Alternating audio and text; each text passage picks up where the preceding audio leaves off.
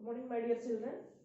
Dear students, today in our social science period, we are discussing mainly about 3 points. Firstly, we will discuss what is meant by globalization. Then the second point, what are the factors which enabled the process of globalization. And the third point we are discussing in this period, that is World Trade Organization.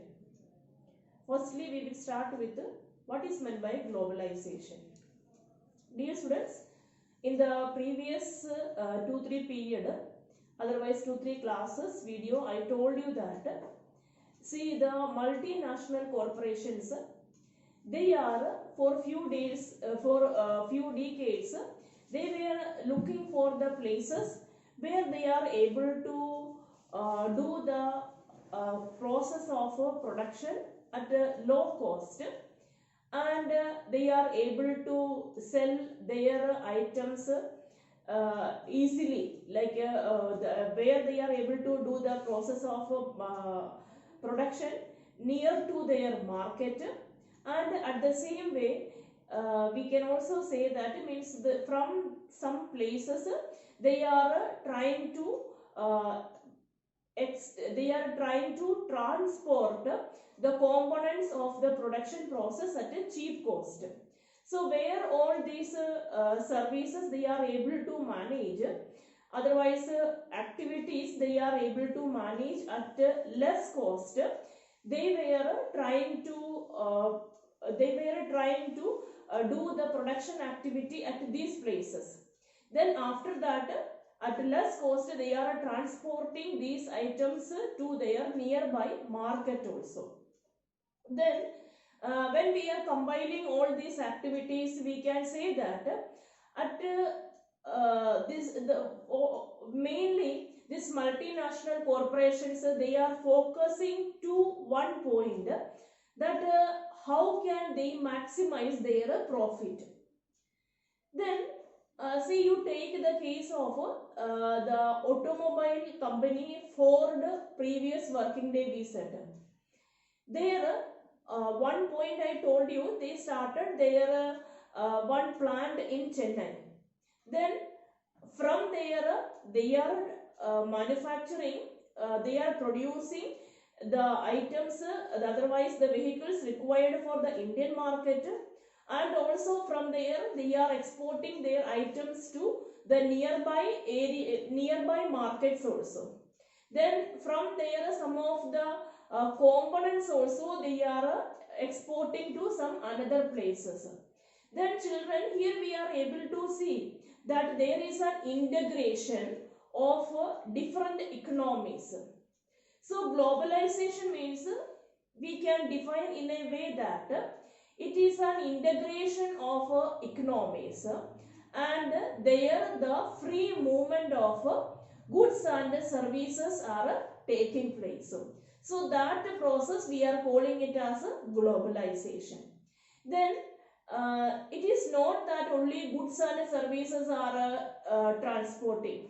Along with that, we can also say that even the human resource, they are also moving from one place to otherwise. The movement of this human resource also became very easy as a result of this globalization.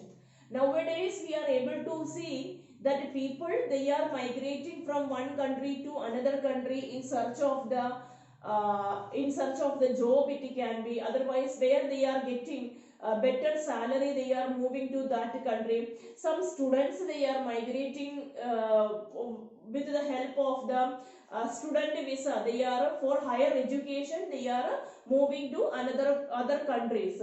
So like along with this goods and services, even the human beings, they are also moving as free, like a easy movement of the human beings are also possible, human resources are also possible as a result of this globalization process. So that is about globalization. Then the next point we are discussing in this period, in this video, that is, as I told you, about what are the factors which have made the globalization process more easy. First point, that is technology. In the case of technology, one of the main is that is technology related with the process of transportation. Nowadays the transportation technology have developed a lot, and the as a result of that the transportation of items became very easy. So this transportation technology means see, it may be related with the transportation of the items through the ship, otherwise maybe by aeroplane or some by air it can be, otherwise railway transportation it can be. Anyway, this transport, the technological development in the transportation sector have made the movement of the goods very easy. And second one that in no way we can avoid, that is the development in the IT sector. Nowadays, see what all developments are taking place in relation with this IT sector, and as a result of that means the developments in the IT sector means it is like we can say that this a lot of development it is achieving, and that also contributed a lot for the development of globalization process. Nowadays people from different corner of the world means they are able to contact within few seconds with the help of it may be through the mobile conferences. Otherwise, if they wanted to if they wanted to communicate through some of the mail, like if with this email or these type of the things, it is helping. Otherwise, voice messages they are able to, through that they are able to communicate. Then if they wanted to send some images, so in many ways this developments in the IT sector also contributed a lot for the globalization. Then students, next point what we are discussing in this, that is second point, that how enabled the globalization process, that is liberalization. Liberalization, in fact, the first day I have given you some idea about that. A few decades before, otherwise when we are discussing about the year of 1950s or 60s, during that time period, the particular economic policy that India we were adopting means that was supporting that was supporting the production of domestic items, and in order to protect the domestic items, domestic goods, see, we were maximum following some of the trade barriers. So as a result of the trade barriers, when we are from another country, we are importing any of the item, means the government used to charge some amount of taxes in the form of customs duty or something like that. Then as a result of that tax, what happens, the market price of that imported product, it will increase. So automatically like these type of the trade barriers, why we were adopted, why the government used to follow, because they were trying to support the production and sale of the our own product. But in the in 1990s, what happened, see, because we changed our economic policies and we adopted some new economic policies. As a result of that new economic policy, what happened, there these trade barriers we removed. So the removal of the trade barriers, that is known as liberalization. And when we have adopted the policy of liberalization, we can say that what happens, the globalization, it became more fruitful and more easy in our country. Then if you are reading the page number 64, you will be getting more idea. Already we have discussed this portion, and once I told you for reading these pages also.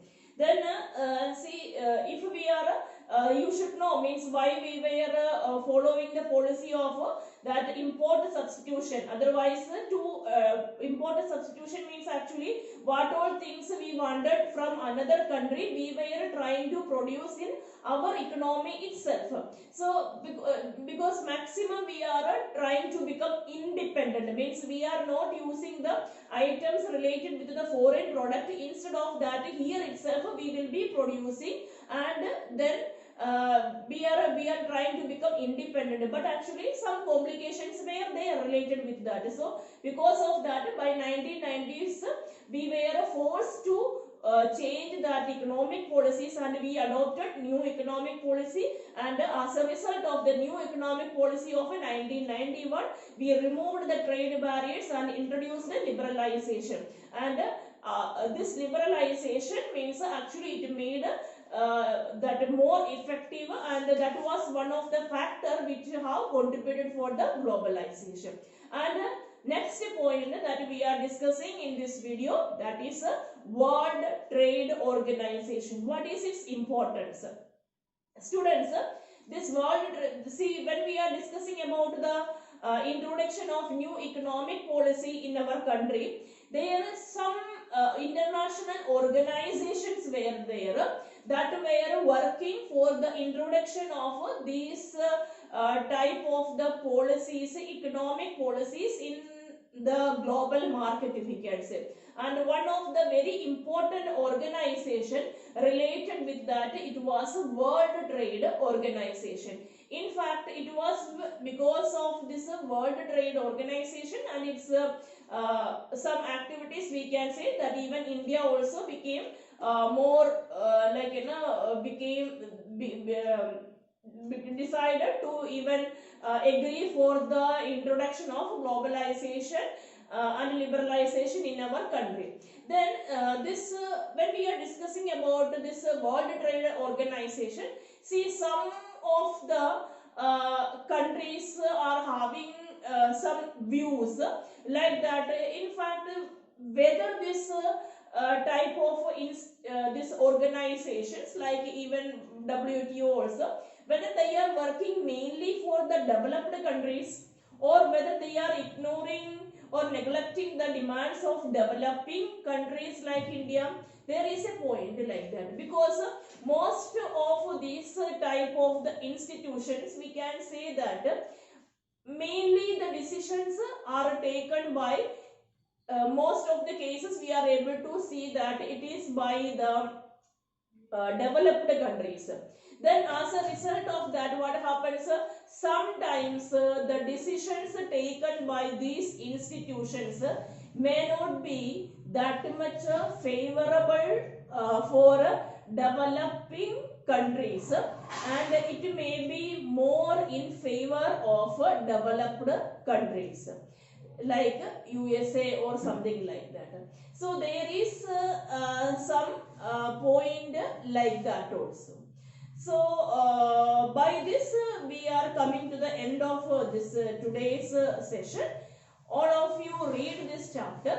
The remaining portions we will be discussing in the next video. So today, along with this, I will be giving few questions also. Kindly try to answer by yourself. Okay, students? Have a nice day.